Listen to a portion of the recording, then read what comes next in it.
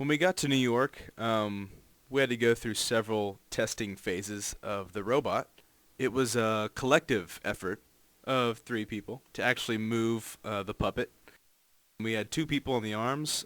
Bjorn manned the right arm, and Matt was on the left. Alex Garcia was one of the most important parts. He was controlling the head and moving the torso. To be quite honest, I didn't really know how movable he was going to be once we got him there.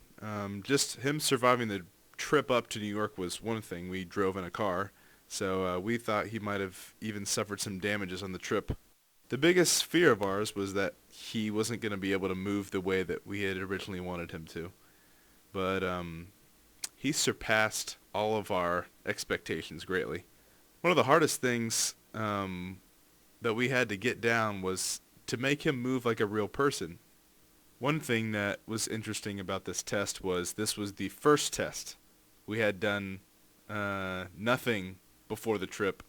New York was the first time we actually tested the robot for movement. I mean, the last thing we wanted to find out is that he doesn't move right. So we had to practice a lot and just really develop a pattern.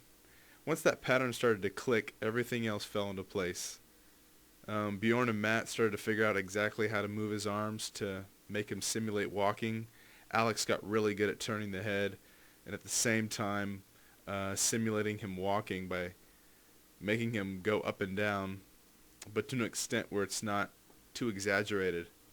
After we practiced enough, we developed a plan on how we were going to get him to move, and we disassembled him, and we got him prepped for the city.